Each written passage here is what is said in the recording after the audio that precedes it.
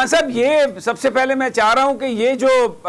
معاملہ ہے کہ سیاستدان اب اپنے مسائل حل کرنے کے لیے بجائے اس کے کہ سیاست کریں، لوگوں کے پاس جائیں، ایک مڈ سلنگنگ ہے، اداروں پر بات ہو رہی ہے، اور یہ آڈیوز، بیان حلفی اور ججز کی یہ ویڈیوز، یہ آپ کس طرح سے اس کو دیکھتے ہیں؟ اور کیا یہ کسی انجام تک اس مقدمے کو، اس تنازع کو کہیں پہنچایا جا سکتا ہے عدالتی احکامات کے ذریعے یا عدالتی فیصلوں کے ذریعے؟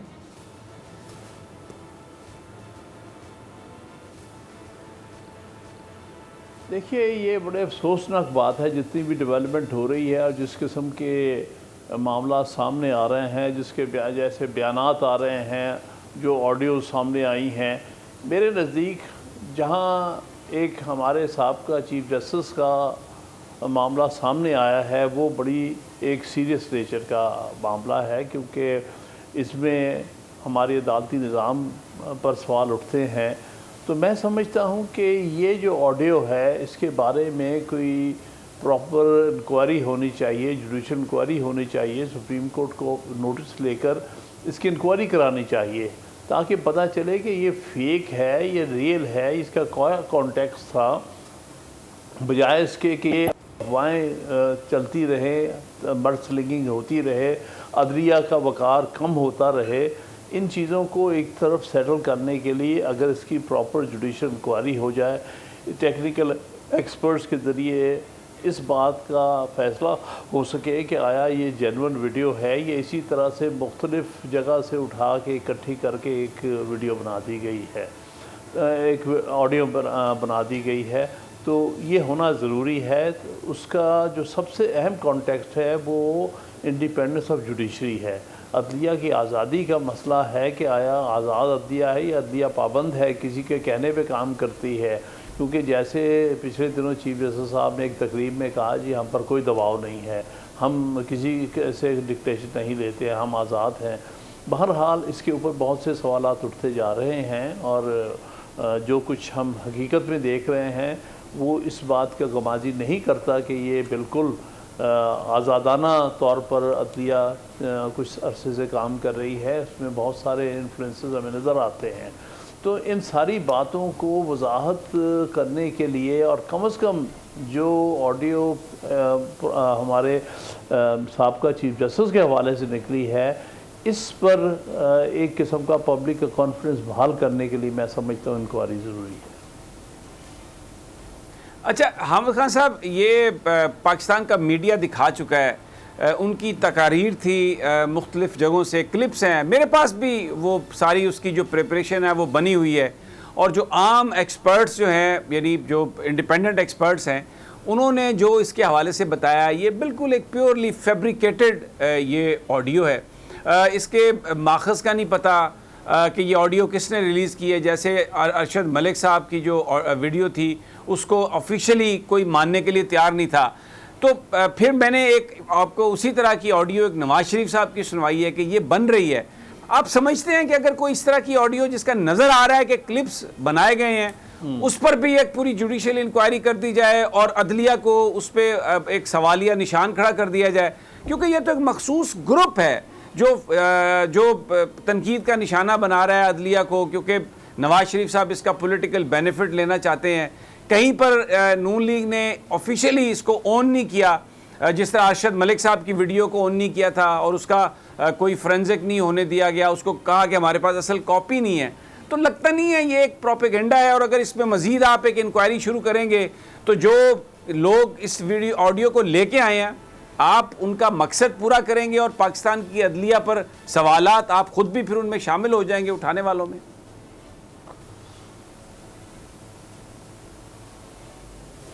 دیکھیے، اس کے دونوں پہلو ہو سکتے ہیں۔ ایک پہلو تو آپ نے بتا دیا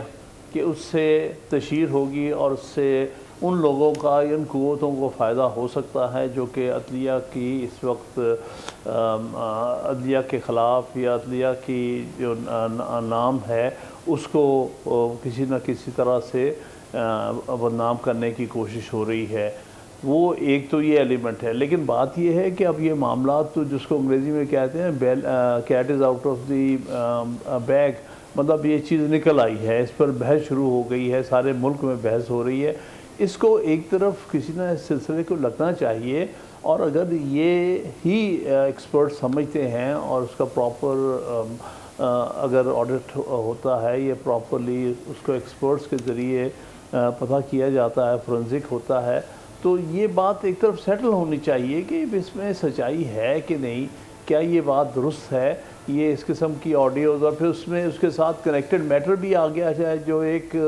فارمر چیف جج تھا گلگت بلتستان کا، اس نے بھی کوئی ایفیڈیوٹ دے دیا ہوا ہے فارمر چیف جسٹس کے خلاف۔ میں سمجھتا ہوں یہ اس کی وجہ سے کافی عدلیہ کی ساکھ پر برا اثر پڑا ہے۔ اس کو بحال کرنے کے لیے ضروری ہے کہ اس معاملے میں کوئی نہ کوئی پراپر انکوائری ہو کر اور کوئی نہ کوئی واضح رپورٹ آ جائے، تاکہ یہ مزید بحث جو چل رہی ہے اور اس میں جو کنٹروورسی آپ کے سامنے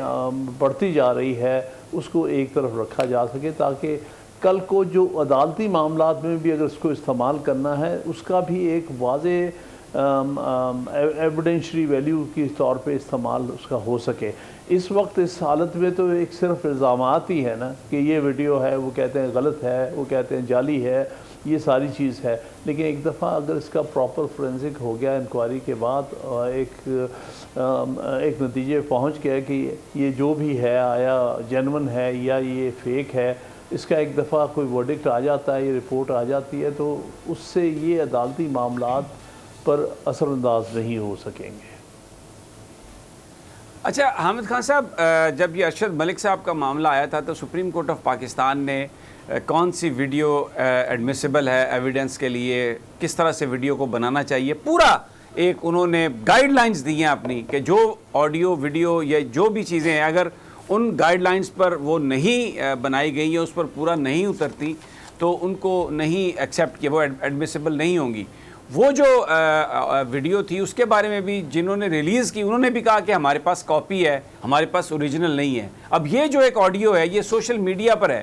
یہ تو ایک بات بڑی آسانی سے کہی جا رہی ہے کہ جی عدلیہ کی ساکھ پر بڑے سوالات اٹھ گئے ہیں، لیکن اگر یہ سب جعلی ہے تو پھر جن لوگوں نے اس کو کوئی اون ہی نہیں کر رہا تو آپ سزا کیسے دیں گے؟ اس کا مطلب ہے کوئی بندہ بھی کوئی آڈیو بنا کے پھینک دے تو ہم کہیں ہاں جی وہ ادارہ جو ہے وہ تو بڑا متنازع ہو گیا ہے، اب اس پر انکوائری کریں، آپ دیکھیں یہ اصلی ہے یا نقلی، اور اگر نقلی ہو تو پھر یہ کس نے بنائی، کس کو سزا ملے گی؟ جو اس کو اس وقت اٹھا رہے ہیں کیا ان پر پھر کوئی شک لگے گی؟ کیا کوئی عدالت انہیں سزا دے سکتی ہے کہ can they be taken to the task?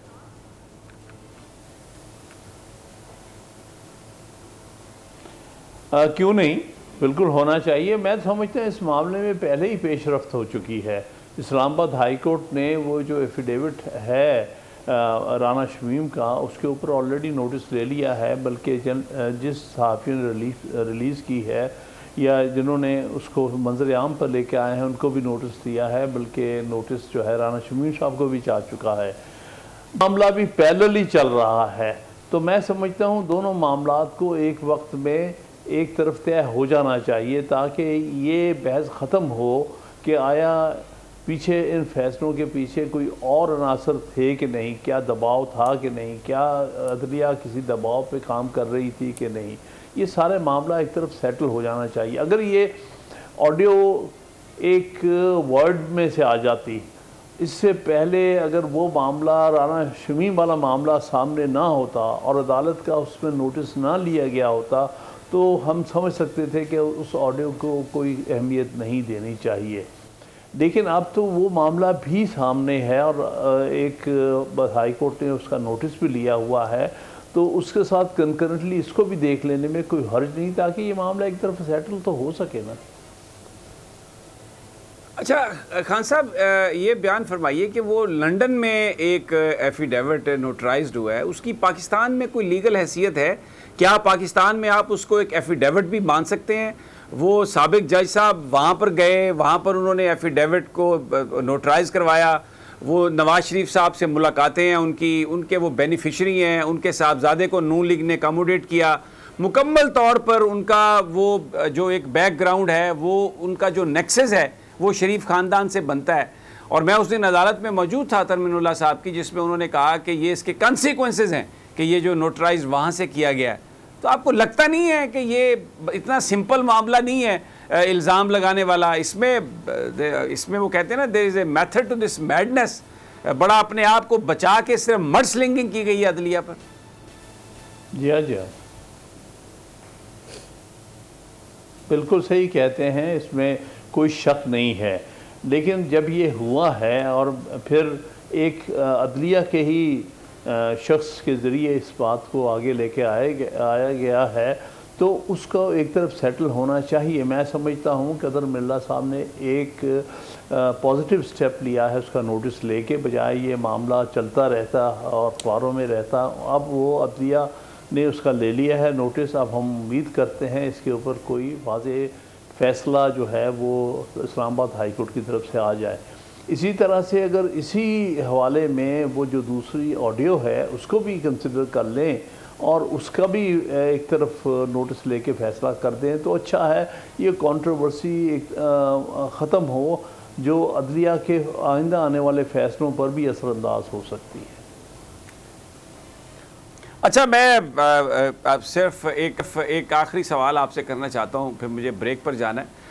مجھے یہ بیان فرمائیے کہ ابھی ایک لاہور میں کنونشن ہوا لائرز کا,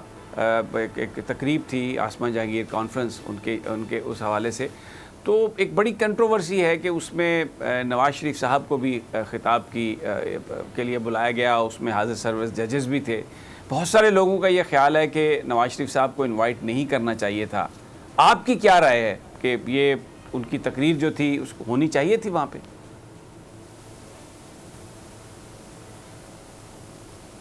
دیکھیے, اس میں ایک تو مسئلہ یہ ہے کہ وہ اگر تو صرف AGHS جو بھی باڈی ہے, ایک پرائیویٹ لا فرم ہے یا ایک پرائیویٹ باڈی ہے ہیومن رائٹس کی, وہ وکیلوں کی نمائندہ باڈی نہیں ہے. سپریم کورٹ بار ایسوسیشن وکیلوں کی نمائندہ باڈی ہے. میں سمجھتا ہوں سپریم کورٹ بار ایسوسیشن کو جوائنٹلی کسی پرائیویٹ ادارے کے ساتھ مل کر کوئی کانفرنس نہیں کرنی چاہیے, اور پھر اس میں ججز کو نہیں جانا چاہیے تھا. اگر تو سپریم کورٹ بار کی ہی صرف وہ ایک تقریب ہوتی تو ججز کا جانا جو ہے وہ سمجھ آتا ہے, جائز ہے. لیکن ایک پرائیویٹ ادارہ جو کر رہا ہے, جس کے اپنے مقاصد ہو سکتے ہیں, جس کے سیاسی مقاصد ہو سکتے ہیں, جس کے سیاسی تعلقات ہو سکتے ہیں, جو کہ واضح طور پہ سامنے آ گئے ہیں جب انہوں نے نواز شریف صاحب کی وہاں اختتامی تقریر کروا دی, تو اس سے یہ نظر آتا ہے کہ ایک وہ ادارہ جو پرائیویٹ ادارہ ہے یا جس کا تعلق کسی پبلک باڈی سے نہیں ہے یا کوئی نمائندہ ادارہ نہیں ہے, وہ کسی پولیٹیکل ویو پوائنٹ کو یا پولیٹیکل پارٹی کو پروموٹ کر رہا ہے, تو اس کی تقریب میں اتنی بھرپور شرکت جو جوڈیشری نے کی ہے, اور جس کی وجہ سے میں سمجھتا ہوں کہ جوڈیشری کا نقصان بھی ہوا ہے, کنٹروورسی بھی کھڑی ہوئی ہے, اس میں طرح طرح کے بیانات بھی ہوئے ہیں, جس میں تقاریر بھی ہوئی ہیں. یہ ساری چیز جو تھی, اس سے میں سمجھتا ہوں کہ عدلیہ کی ساکھ کو نقصان پہنچا ہے. اس میں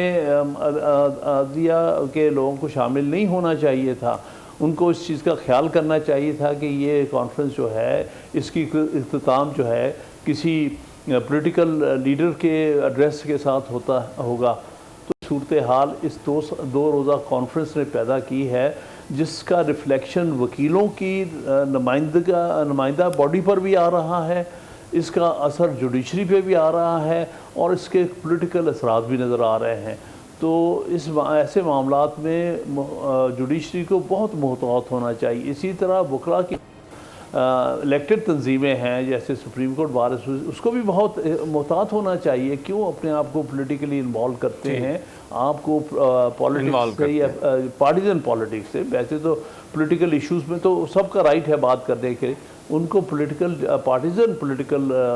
سچویشن سے باہر رہنا چاہیے اور اپنی نیوٹرل اور انڈیپینڈنٹ پوزیشن رکھنی چاہیے. سبسکرائب کریں اور بیل دبائیں تاکہ کوئی خبر رہ نہ جائے.